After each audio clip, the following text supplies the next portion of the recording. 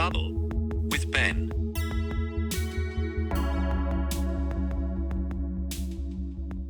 Welcome to the podcast, Zak Ferguson, aka Abstrakt Dojo. That's the one. What's going on, man?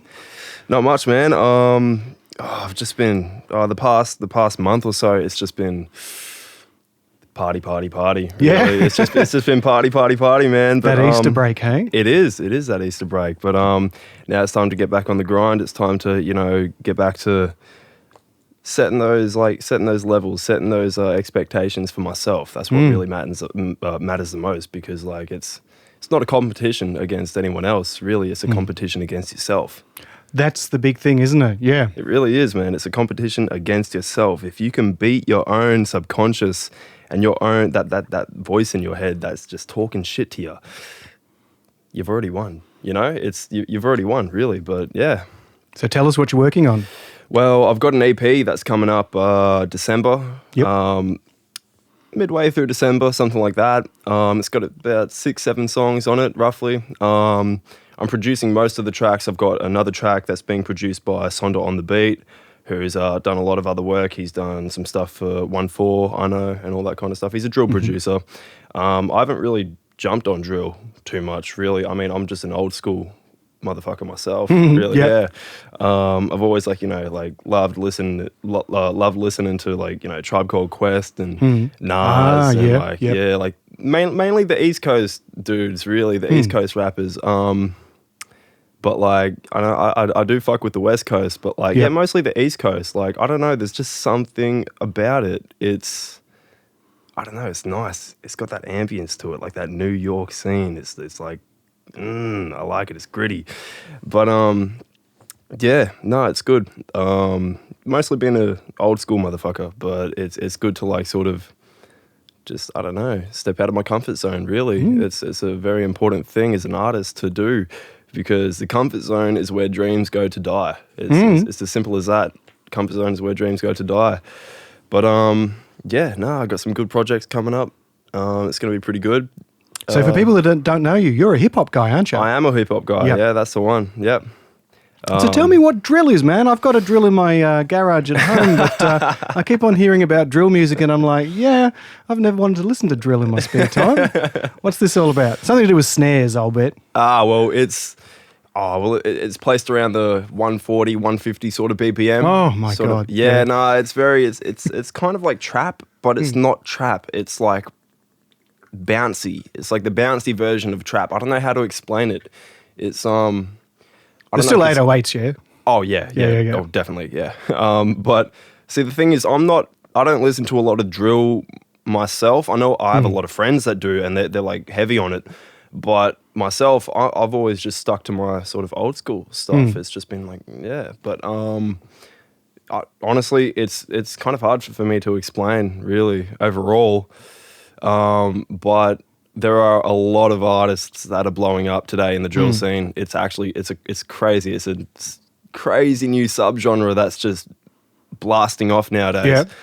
Who are some big drill artists? So if you want to do your research, you know what I mean? At the moment, I know Central C is blowing up heaps. He's had a couple good songs that have been put out. Aussie artists, I know that 1-4, they're pretty well known. 1-4 are pretty well known.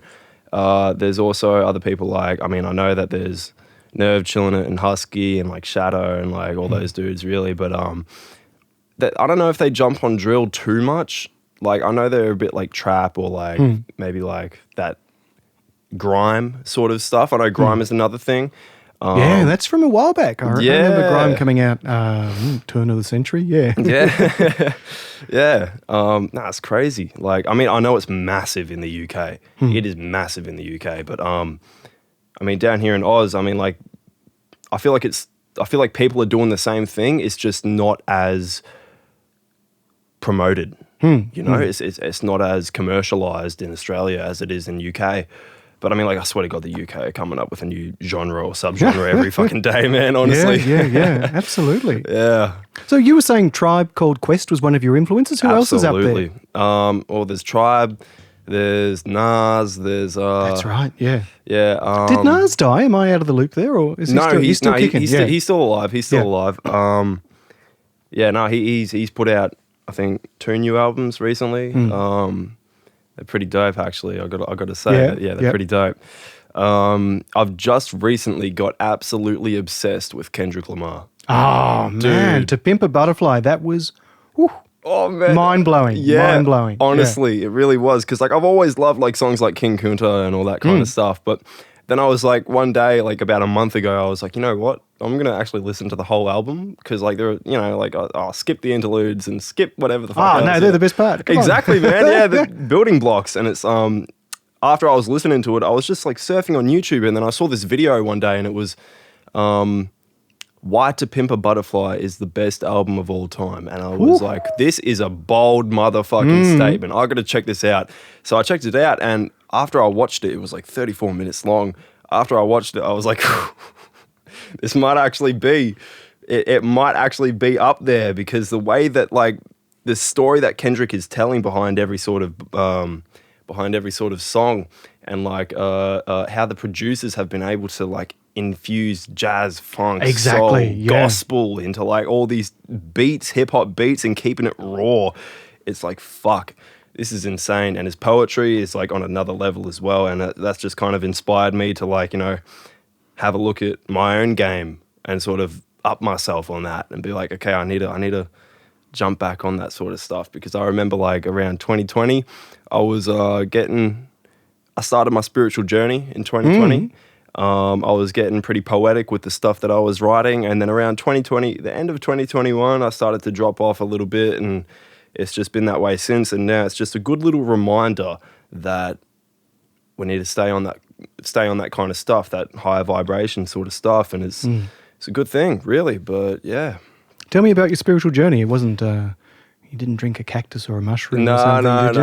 No, that kind of stuff. I mean, one day for sure, but no, really. I mean, I just kind of had to, like with lockdown going on and just man, like with me being myself and like just only having myself, really, it was like I kind of had to dive deeper into what was already there. I needed to see more of what was there. Would you describe yourself as a people person? Some people yes, other people no. I'm able to see, like I'm like an introvert and extrovert at the same time. Ambivert. Me too. Yeah. Ambivert, yeah.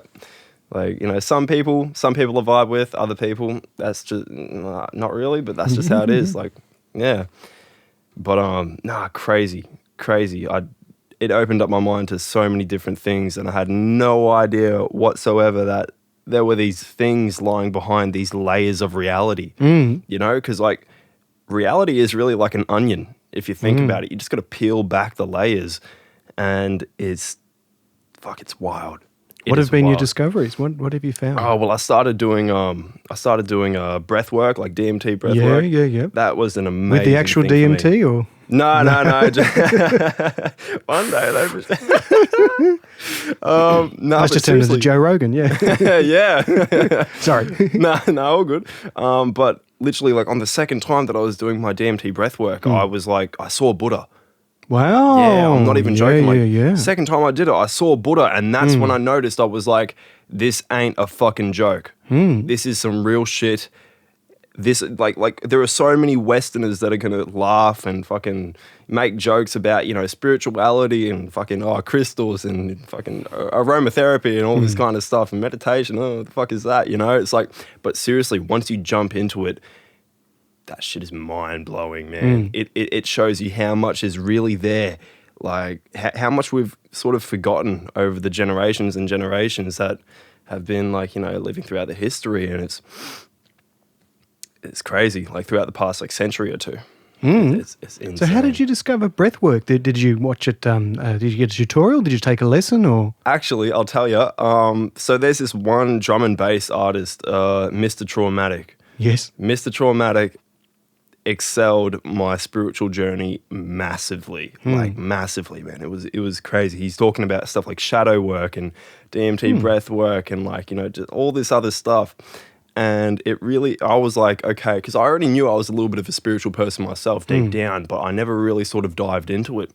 And then now that I sort of did that, I was like, you know what? Like, I'm going to have a look at all these different things. I'm going to do some research. I'm going to start reading books, since fucking, leaving high school and all this kind of stuff. So it's like, this is really, it was really important stuff. And it showed me that, like, there are more important things to just having a 9 to 5, and there's more important things than money and women and success. Really, like, I mean, it all comes down to how you define success. It's very subjective, isn't it? It is really, but I mean, a lot of people like to define it with money, but there's a difference between being poor, rich, and wealthy. Absolutely, like it's yeah. And satisfied is another thing altogether, isn't it? Yeah, absolutely, man. Yeah. I went through a journey discovering breathwork when I was maybe about 27, 28. Nice, wow. I had got a redundancy out of a good 9 to 5 job, but I just found that it didn't suit me. So I was very lucky that I was able to get, like a soft landing out of it. And, I was maybe 30 kilos heavier than I am now. And I was just sort of sore and grumpy all the time. And once I got over the initial shock of being unemployed, I took up Qigong and Kung Fu and Tai Chi. Wow. And I never saw Buddha, but I certainly had some very enlightening experiences, just, even being aware of breath coming in and out. But then Absolutely. Once you let that settle in and you let your mind, it's almost like the visualization I would use is fish in a pond, right? Like, if you're sitting watching fish in a pond, sometimes they're at the surface, sometimes they dive down, sometimes they're under some lilies or something like that. Wow. And you can't stop them. And those fish are like your thoughts, It's like, okay, yep, those thoughts are there, they're coming in, they're coming out. That's the one. And if you, let's say you did something embarrassing that you're embarrassed of during the day, right? And while you're meditating, those thoughts of being embarrassed come up.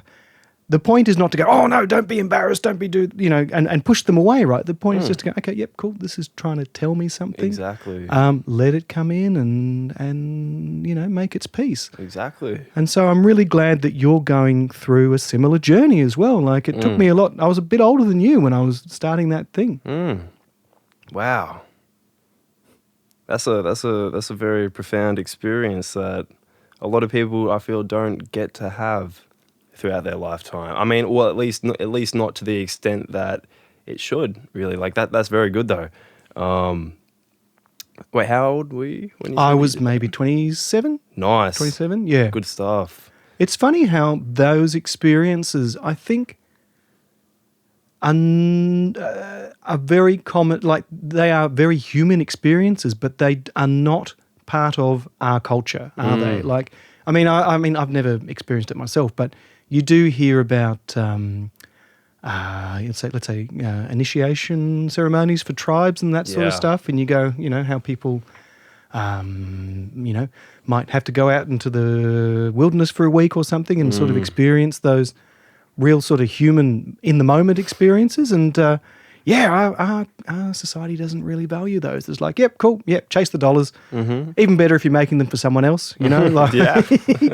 And so, it's funny. It's funny how we're those aren't valued as much, and they're almost robbed of us. Those almost spiritual. What's the other word I'm looking for? Psychedelic experiences. You know what I mean? Yeah. Fuck. That's so true. That is so true. Do you ever go to festivals? No, I haven't actually. There's a couple festivals that I've been really wanting to go to, especially like stuff like psytrance festivals and techno festivals. Yeah. You'll get some spiritual experiences there, don't you worry. I used to go to the Rainbow Serpent Festival, and man, there was some real sort of different perspectives on what it was like to be human. Wow. Especially at about 2 a.m. on Sunday morning. Yeah, there was some crazy. I'm really glad. I probably wouldn't rush into them again, but I'm very glad that I did them. And I mean, of course I'm talking about taking chemical shortcuts to these spiritual Yeah. experiences, right? Yeah. Which was what I had available to me at the time, But right? everything happens for a reason. Well, It's like- that's exactly it, yeah. And so, I mean, they are shortcuts, and they're not for everybody, but I certainly, got a peek behind the curtain before I was ready. But I would recommend the Rainbow Serpent Festival, absolutely, because I've been, I'm just trying to think. I must have gone at least 6 times to Rainbow, and I Wow. was going to go to the 2 ones ago was cancelled for bushfires, and of course the most recent one was cancelled for... actually, when were the bushfires? That was the end of 2019, wasn't it? Yeah, end of 2019, around 2020 as well. I think there were a couple that were... So 2020 and 20. Yeah, there's been. So that must have been that there's 3 Rainbow Serpents we missed out on. There must have been like 3 years Wow. worth of festivals. Because how old are you? So like- I'm about 17. Yeah, You're 17. Yeah, turning yeah. 18 this year. but so you haven't had the chance to go to these I festivals haven't, yet. man. I haven't had the chance. It's like Aha. I've been offered so many times by different yep, people that I know. yep. And I'm like, fuck, I wish I could go, man. But I'm 17. Well, you will be amongst a cohort that I reckon will be hungry for it. Yeah. Next year. You know what I Wow. mean? Like, yeah.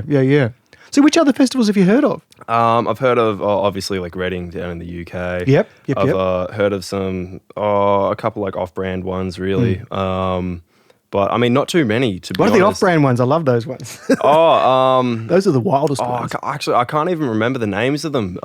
But I know there are a couple down in like around South Africa. Sorry, not South Africa, South America.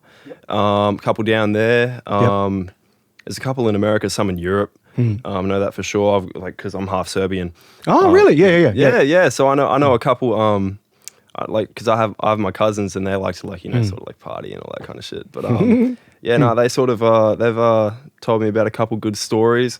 But that was like a couple years ago. I can't really remember the names of the places that they went. But I mean, like, hey, honestly, I mean, it's all about the community, really. That's what it's about. I feel like when it comes down to festivals, even though I've never attended one, I feel like it comes down to it's all about the community just being with the community. It really is, like, because without you can't have a festival with one person if you think about definitely it. not. Yeah, absolutely not. So it's like, it's a beautiful thing that I sort of see, and I've seen a lot of YouTube videos as well. And it's like, it just makes me so excited to be an 18-year-old, because it's like now I get to sort of like, have the chance to be a man. It's a scary thing, but it's also quite an enlightening thing, you know, and it's, but yeah. Are you an only child, or have you got brothers and sisters? I've got a little sister, but she's actually finishing primary school this year. Yeah. So you're the oldest, hey? I am the oldest. So you're the trailblazer. I am the trailblazer, yeah. Yeah, that's the one. Scared mum and dad a couple times. What did you do? A couple things. Yeah. I used to sneak out a lot. Yeah. I always used to be a little bit of a mischievous child. Where did you grow up? So Cheltenham. Cheltenham. Yeah, That's the one.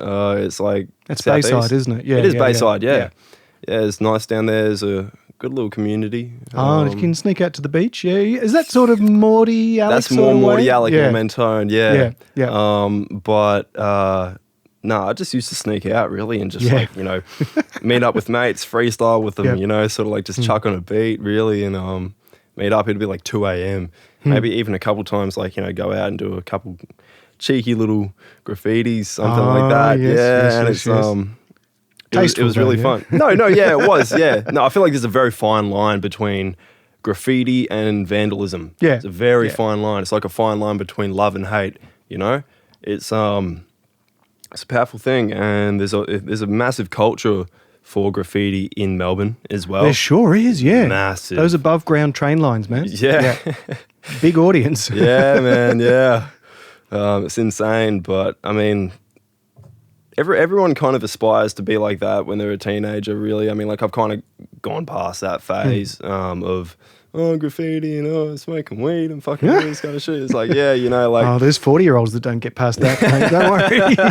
Yeah, but it's nice. I mean, like, it's all part of growing up in Melbourne. You know, I feel like I wouldn't really like rather grow up somewhere else. Melbourne is a little bit of a shithole, I'm not going to lie, but it's our shithole. It is our shithole. It is isn't our shithole. That's exactly right. It's got a very strong music scene too, actually, It does. which is something I'm always grateful for. Exactly, yeah. There's a lot of things to be grateful for in Melbourne. So you got your start doing hip hop with your mates, you were saying. You'd sneak out and you'd get a Yeah. couple of bars up and just freestyle over it, yeah? Yeah, we used to record on my old mate's Samsung. It was his laptop, yeah? like on his phone, like On his 'cause- phone? Yeah, Yeah. because we all had iPhones really, but he had a Yep. Samsung, and it's like so he would be able to record songs on his phone, but we couldn't. So and he could upload it straight from his phone so as he just well. rips it off YouTube or Spotify or something, yeah? Like so I'd bring like a speaker or something. Yep. I'd connect to the speaker. I'd get that like kind of placed like a little bit near to the phone, and then like I'd spit my bars, and like whoever else would come spit their bars, and then would upload it onto SoundCloud and all that kind of stuff. But yeah, no, it was good old days, really. I say that like I'm an old man, but I'm only 17. But It's the oldest you've ever been. yeah, and the youngest I'll ever be again as well. But yeah, no, good times. I feel like I've grown a lot as well from that time. Just like with the sort of music that I have now, it's a lot more, you know. How do I explain it? It's not so niche. It's not so like, oh yeah, let me just grapple on to whatever's you know, sort of selling at the moment. It's like, nah, fuck that, man. You got to dive deeper into your own sort of stuff. Yeah, it is always tempting to chase that audience, right? Exactly. But you've got to be yourself as well, don't Exactly, because it's either if you're going to chase that audience, you got to be ready for the 15 minutes of fame, and you got to be ready. You got to be ready for the come up, and you got to be ready for the come down of that 15 minutes of fame. Fuck that. I'd rather take the long road. I'd rather take the slow but long road. Yeah, instead of just, you know, taking a quick little shortcut into, you know, starring, you know, in fame and stardom. And that's the one. But Exactly. yeah, man. Honestly, but yeah.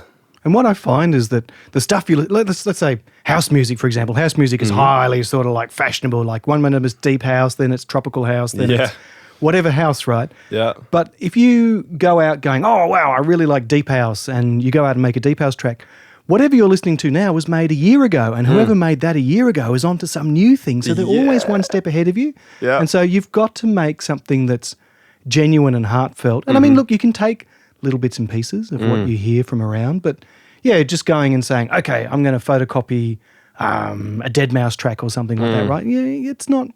Even if you're just doing it, even if you've given up all sort of artistic integrity and you're just chasing the dollars, right? It's it doesn't get anywhere. You're already behind, you know, and so you've got to forge your own path. That's a very true thing.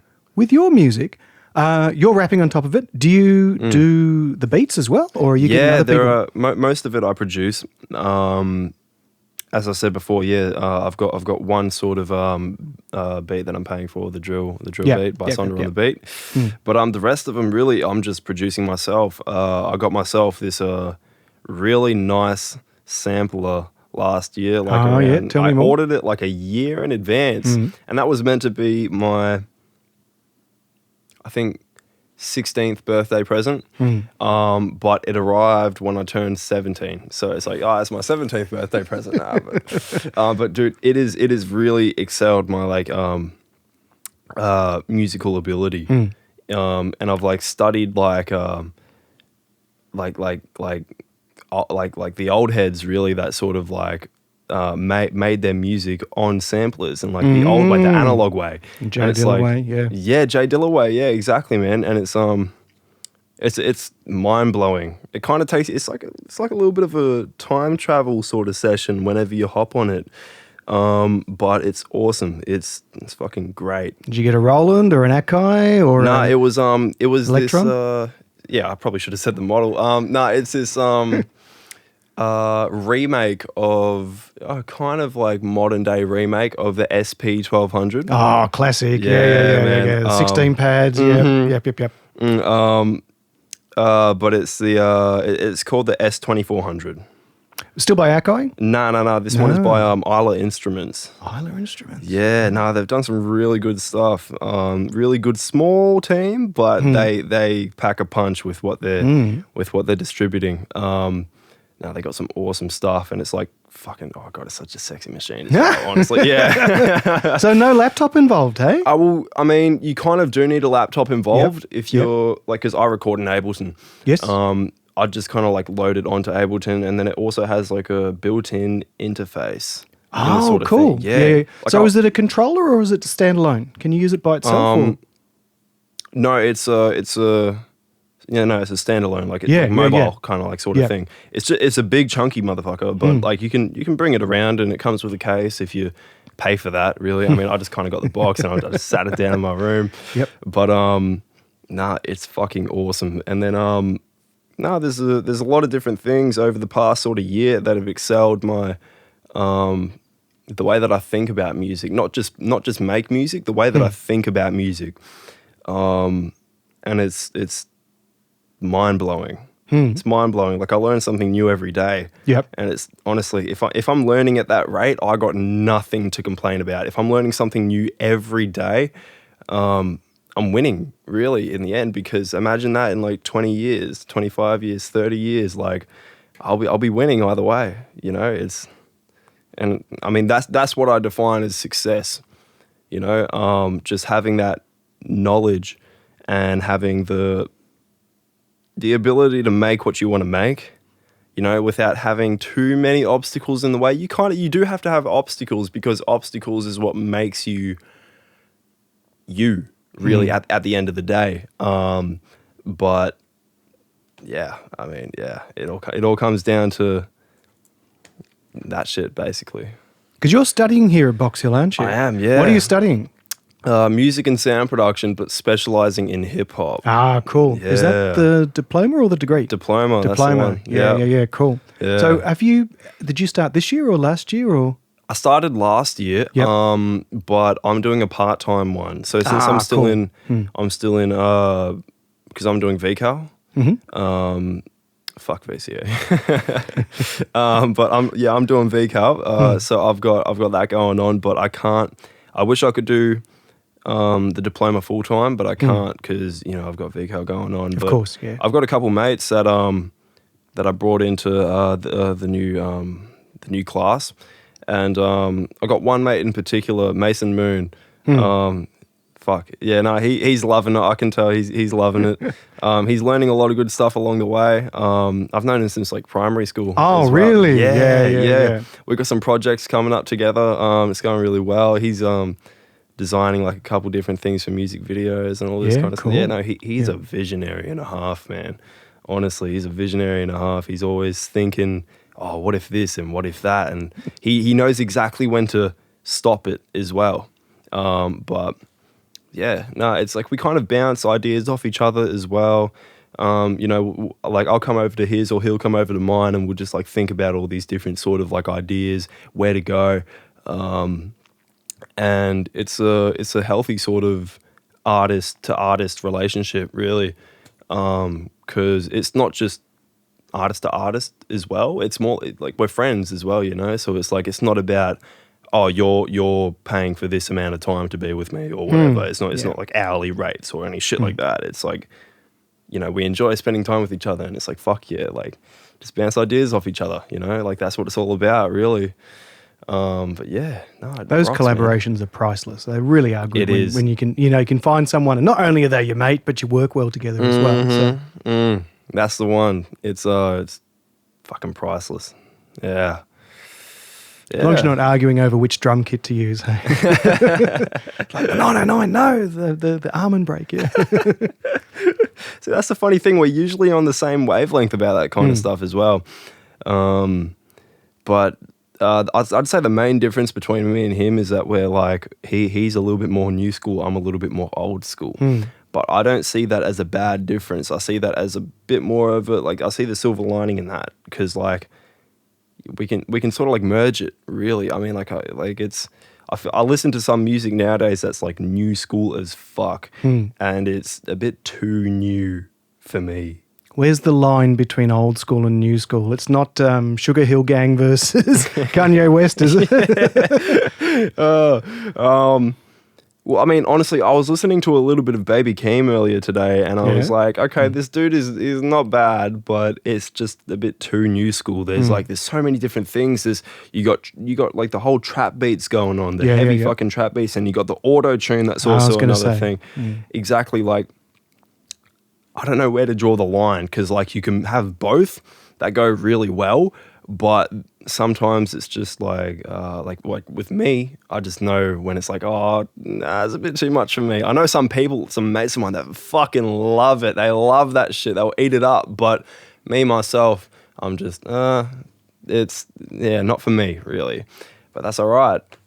It's just music preference.